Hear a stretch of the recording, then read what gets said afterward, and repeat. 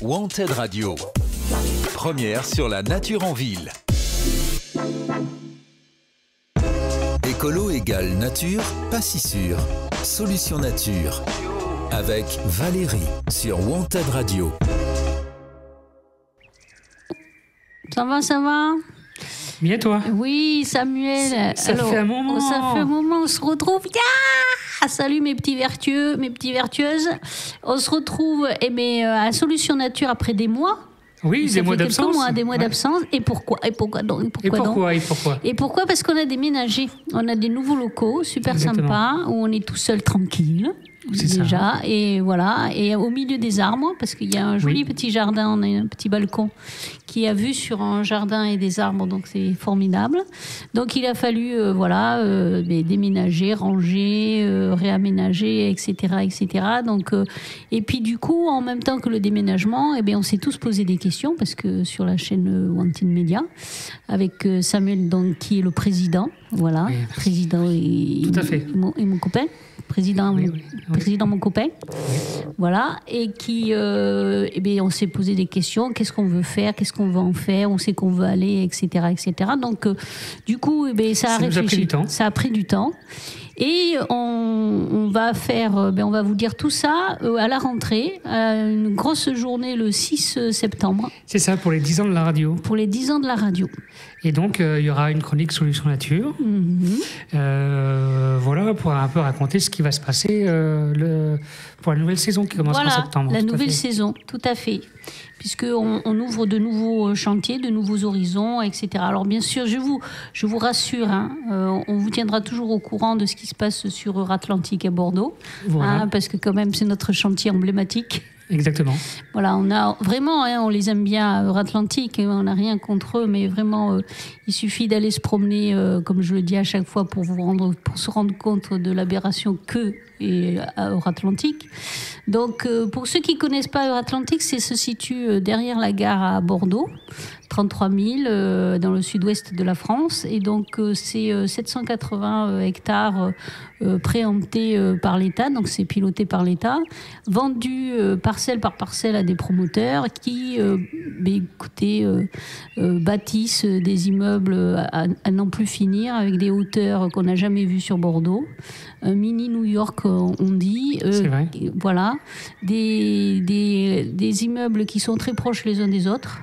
Donc vous pouvez vous passer le sel et le poivre d'un bâtiment à l'autre avec aucune raison, et puis des pauvres arbres qui essaient de vivre là-dedans, des espaces verts totalement faméliques et totalement déshumanisés. Donc on essaie d'être un îlot de chaleur formidable, un ogre qui consomme une énergie folle.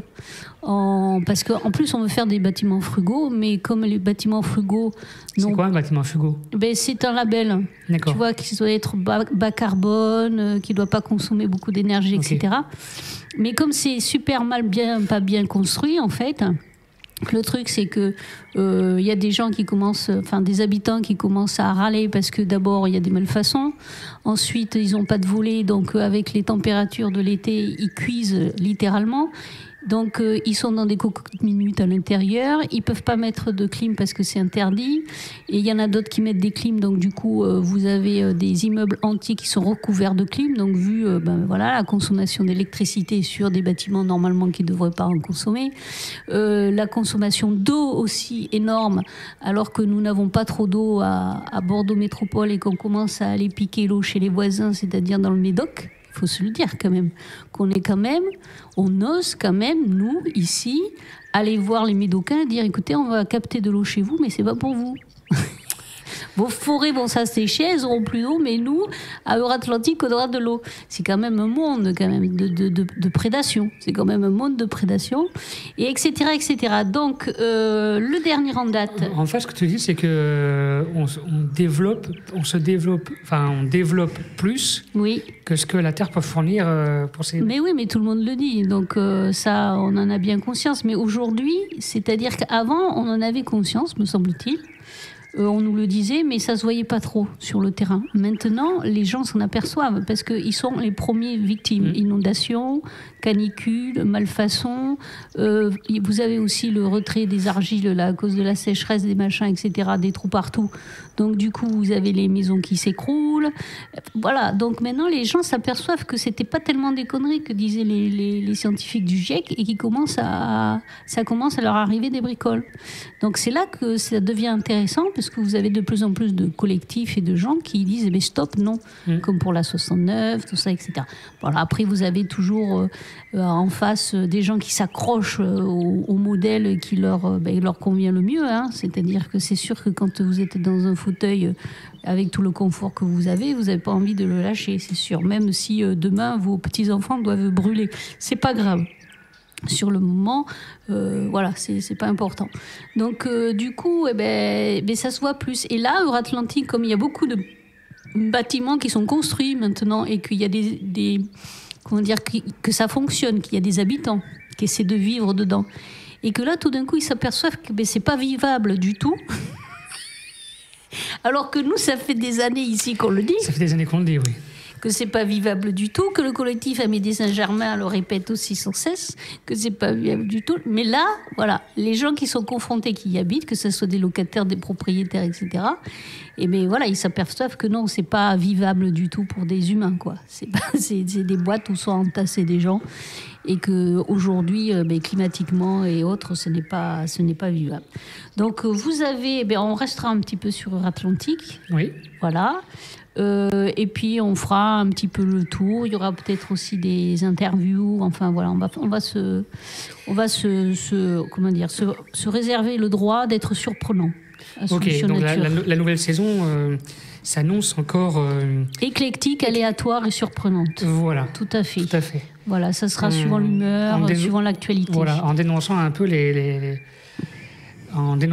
mauvais choix de bâti, tout en conseillant les bonnes façons de faire. Voilà, tout à fait. Aussi, il faudra aussi des bonnes nouvelles et puis des gens qui sont raisonnables. Tout à fait. Voilà, est-ce qu'on aura un peu de retour sur cette fameuse LGV Bordeaux-Toulouse? Alors, LGV Bordeaux-Toulouse, alors oui, bien sûr, on va suivre le dossier, comme la 69 et comme tous les gros dossiers, en fait, qui sont climaticides et surtout destructeurs du vivant. Parce qu'après, tu sais, moi, je me dis, après tout, le dérèglement climatique, il est dérèglement climatique, mais que pour nous. Tu vois, pour les êtres vivants. Oui. Parce que les arbres, la nature et tout ça, dans l'échelle planétaire, depuis que la Terre a été créée, des événements climatiques, ils en ont vécu, tu vois, un paquet. Voilà. Il y a eu l'astéroïde qui a tué tous les dinosaures, les machins comme ça, les périodes glaciaires, tout ça. Donc, entre guillemets, j'allais dire, ils ont l'habitude, quoi. Ils ont cette mémoire-là, les arbres et tout ça, de se dire, bon, il y a des moments... Ils ont su s'adapter, se renouveler. Voilà, se renouveler, changer de forme, changer de stratégie, etc. Donc, du coup, à la limite, pour eux, ça peut même paraître d'être un genre d'évolution presque naturelle, quoi. Okay. Donc, le dérèglement climatique. Mais c'est pour nous. Mais pour nous, c'est chaud. Oui. C'est ça le truc. Et les gens, ils se rendent pas compte. Ils se disent, oui, c'est la... Non, c'est nous, en fait. C'est notre capacité à vivre aujourd'hui qui est remise en question. Et c'est ça qui est chaud, en fait. Et c'est ça qui est angoissant.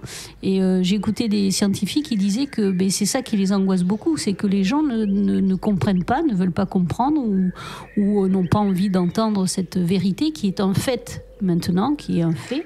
Puisqu'il y en a de plus en plus de gens qui meurent à cause du dérèglement climatique, que notre survie ici est quand même un petit peu... Est-ce que tu penses que pour les humains, il y aura comme il y a eu pour les dinosaures il y a quelques millions d'années, un renouvellement de la vie humanoïde sur Terre? Alors, écoute, je sais que la nature a horreur du vide. Et que de toute façon, la planète, qui est un organisme à part entière, elle, ce qu'elle va faire, c'est qu'elle va vivre sa petite vie. Et puis elle va dire, ceux qui sont trop faibles, qui sont pas adaptables et qui sont obsolètes, ils vont disparaître, comme les dinosaures ont disparu parce qu'ils étaient obsolètes à un moment donné de la vie de la planète, et puis une autre forme de vie qui sera plus adaptée au nouvel environnement va apparaître. Alors est-ce que ce sera humain ? Je sais pas, ça peut être une fourmi à 3 doigts ou je sais pas moi, ça peut être un truc ou comme la planète des singes, je sais pas, tu sais la fameuse planète des singes où c'est les singes et les humains. Tout est possible. Tout est possible. Tout est réalisable. Et oui. Et donc, du coup, voilà, c'est-à-dire que moi, je suis en train de lire un bouquin qui est super intéressant, ça s'appelle Jungle. C'est un anthropologue qui lit ce bouquin, qui a écrit ce bouquin, et qui montre en fait que c'est grâce à l'environnement que nous sommes, les mammifères ont pu vivre et ont pu évoluer. Et c'est grâce aux mammifères et la façon dont ils ont évolué que la nature est devenue ce qu'elle est devenue. C'est-à-dire qu'intrinsèquement, on s'influence mutuellement. D'accord ? C'est-à-dire que la nature nous influence dans notre évolution et la qualité de nous, des humains, influence la nature dans son évolution. Donc, c'est même pas se poser la question est-ce que demain ça sera habitable pour nous ? C'est de se poser la question demain, comment je veux vivre moi ? Voilà. Est-ce que je veux continuer à prendre l'apéro sur ma terrasse sans risquer la brûlure au 4e degré ? Tu vois, oui. Ou d'être bouffé par des moustiques aussi gros que des sauterelles, par exemple, ou est-ce que j'accepte d'être confiné tous les étés chez moi avec la clim pendant 10 jours ou 15 jours ou 20 jours à l'année parce qu'il fera 60 degrés dehors. Voilà, fini les terrasses. C'est fini les terrasses, c'est ça la question, tu comprends ? Oui, qu'est-ce que tu voudrais ? Tu sais, c'est les blagues à la con. Qu'est-ce que tu préfères ? Tu préfères avoir un 3e bras dans le dos ou tu vois, c'est une question à la con. Ou une jambe en mousse. Ou une jambe en mousse. Ben voilà, c'est là la question. C'est dans les 2 cas, c'est gênant. Ben voilà, donc la question c'est est-ce que tu préfères faire des efforts aujourd'hui, tu sais, des efforts aujourd'hui pour que demain tu puisses continuer à profiter de ta terrasse avec tes potos, tu sais, barbecue, apéro et tout ça. C'est ça la question, ou pas ? Voilà.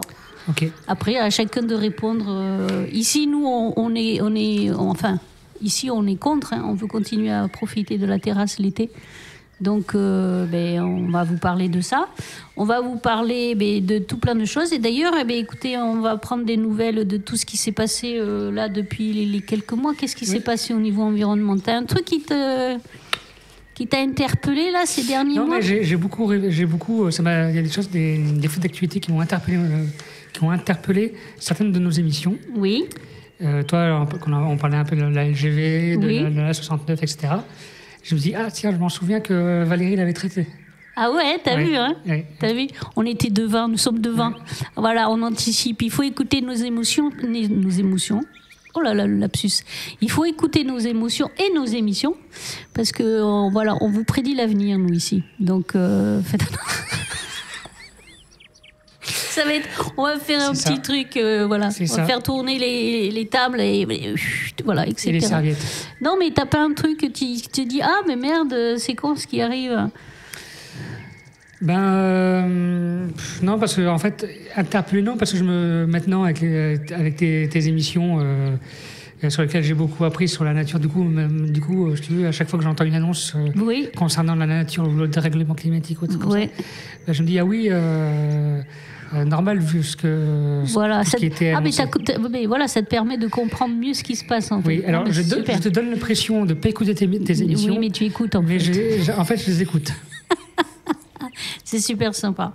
Eh bien, écoutez, moi, que vous dire des derniers mois qui sont passés et qu'on n'a pas fait d'émission. Eh bien, moi, ce qui m'a le plus interpellée, c'est en fait le recul manifeste de toutes les positions pro-écologiques des gouvernements et qui reculent, mais tellement que je ne sais pas où c'est qu'ils vont atterrir. C'est-à-dire, ils sont revenus sur la loi ZAN, donc zéro artificialisation nette. voilà, qui n'a plus rien à voir maintenant. Ouais. Ils reviennent maintenant aussi sur les recours en cas de projet où on va être de plus en plus embêté pour faire des recours, même si vous êtes un simple particulier qui veut pas voir un bâtiment de 20 étages à côté de son jardin. Ils sont revenus sur les financements. Ils sont revenus en Amérique, n'en parlons pas, où Non, vraiment pas, non. tout est déni. Mais un truc que je ne savais pas, en fait, c'est que c'était beaucoup les Américains qui donnait qui étudiaient le climat, en fait, qui faisaient les gardiens, entre guillemets, de ce qui se passait dans le climat, parce qu'ils avaient beaucoup de matos et puis ils avaient beaucoup d'équipes qui travaillaient dessus. Et le fait que M. Trump, dans sa sagesse bizarre, autant qu'étrange, décide de réduire le budget, non? Il n'a pas réduit le budget Non, mais il a tout éliminé, il a tout arrêté. Il a tout arrêté, en fait. D'arrêter tout ça, parce qu'il est dans un déni de climat extraordinaire. Du coup, ça fait qu'il y a plein d'outils qui surveillaient des constantes et tout ça, etc., qui n'existent plus.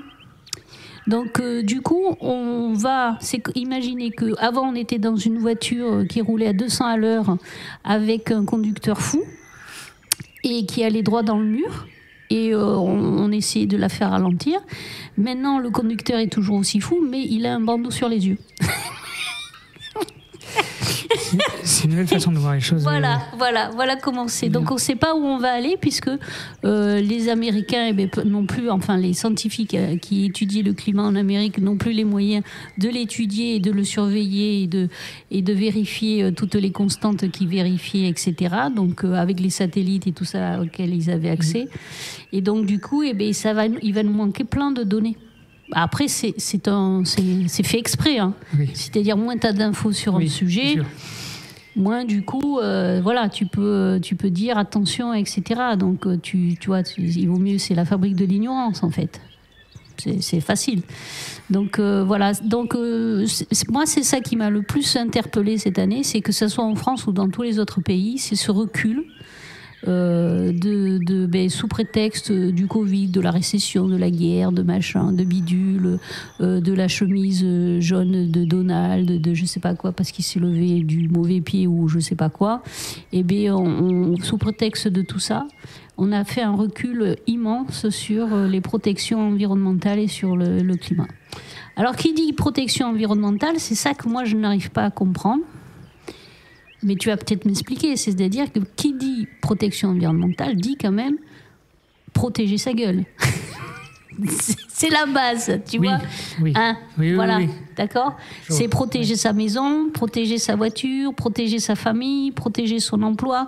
C'est protéger tout ça en fait. Tu vois, c'est la base, c'est le premier poste. Tu protèges ton environnement et comme ça, tout le reste est protégé. Voilà. Mais nous, on fait pas ça.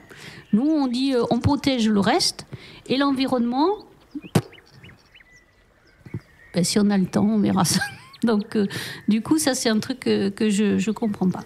Je voulais vous parler de Canopia, mais on n'a pas le temps parce qu'on fait une petite émission là, juste pour rafraîchir quand même un petit peu, les choses. Oui, pour nous rafraîchir la vie. Alors, Canopia, c'est le nouveau projet de Ratlantique, bien sûr. Donc, j'ai quelques chiffres qui sont quand même assez parlants. C'est 3,6 hectares de foncier, ce qui est quand même énorme. Donc, c'est sur des friches industrielles. Attention, ils n'ont pas détruit des parcs et tout ça. Hein. Il y a 2 hectares de parcs qui vont être créés. Donc, moi, après, je vous dis, ouais, super, 2 hectares de parcs. Attention. Je mets un petit bémol parce que Euratlantique ne sait pas faire de parc.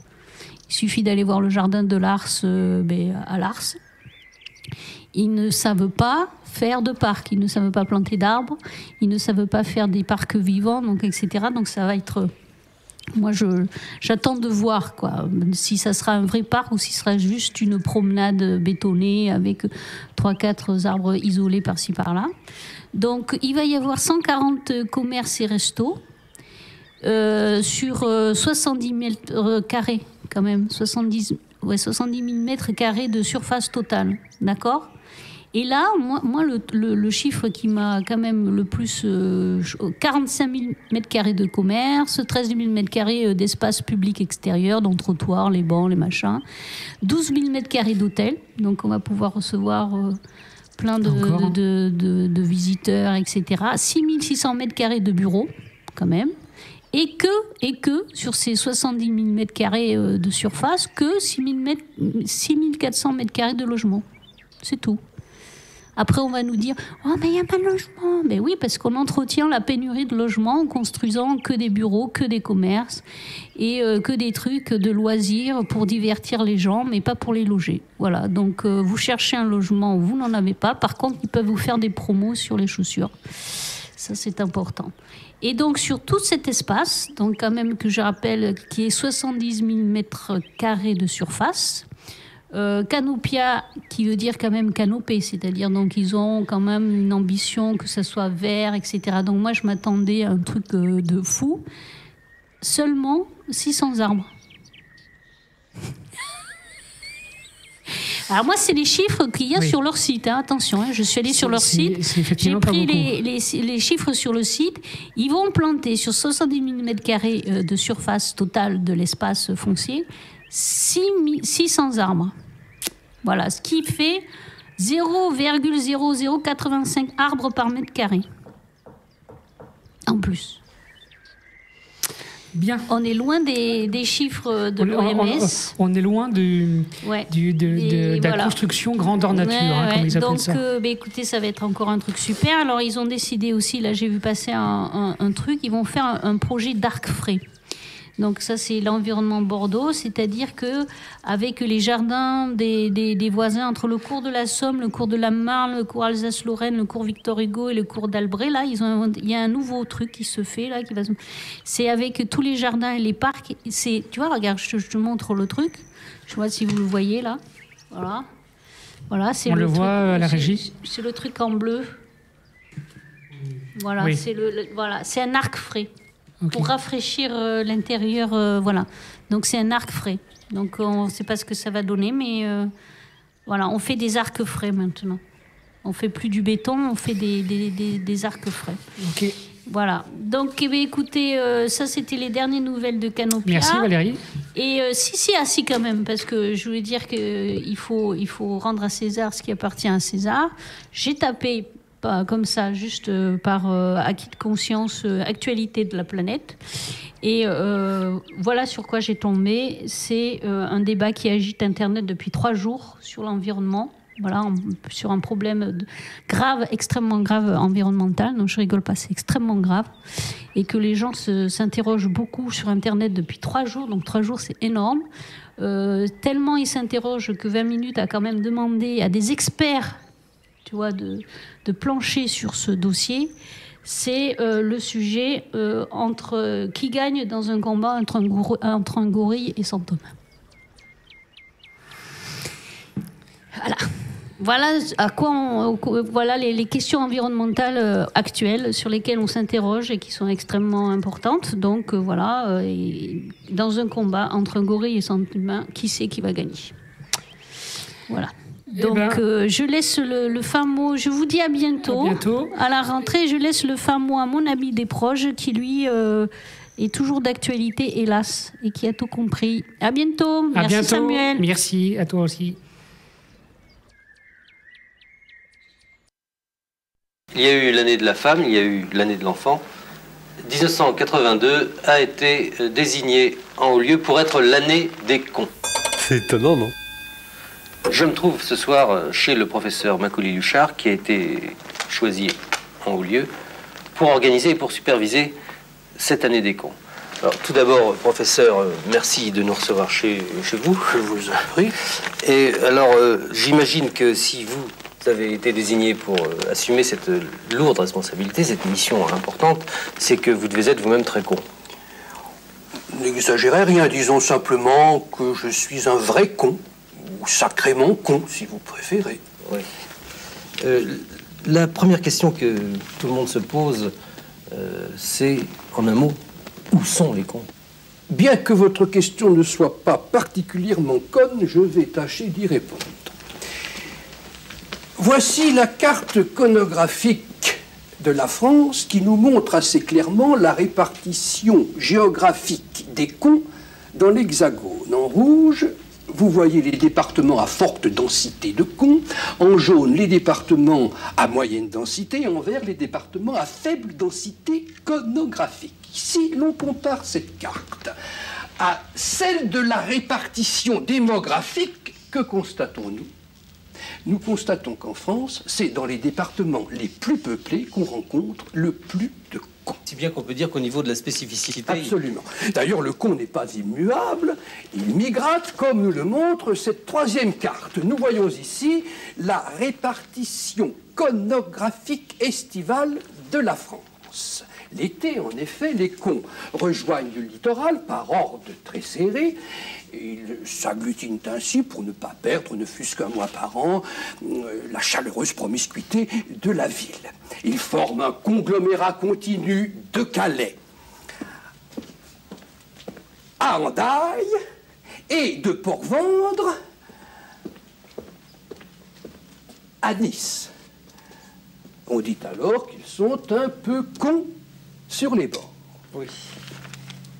Alors, seconde question que se posent tous les gens qui nous regardent, professeur Macaulay-Huchard, c'est à quoi reconnaît-on les cons? À sa façon de s'habiller. Ah bon? Enfin, disons que c'est le meilleur moyen pour ne pas se tromper. Ah bah, et comment s'y prend-on précisément? C'est très simple. Mettez 10 personnes dans une pièce, observez-les bien. Sur ces 10 personnes, il y en a au moins une qui est habillée comme les 9 autres. C'est un con.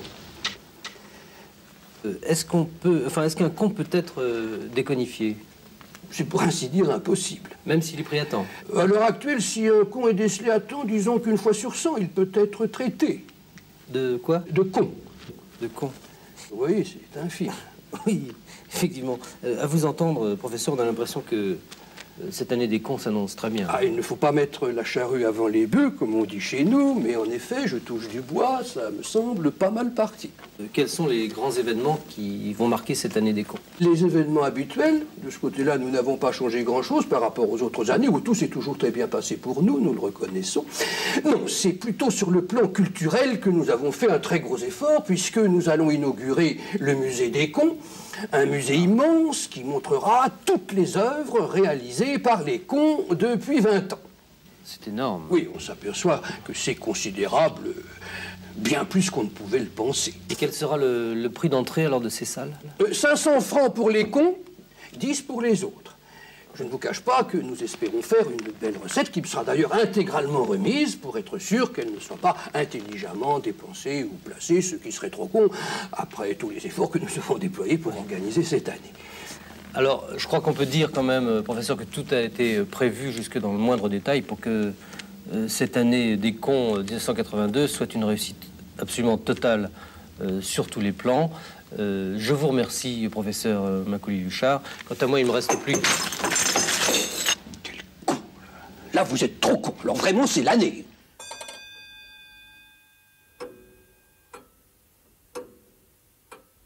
C'est étonnant, non? Wanted Radio, première sur la nature en ville.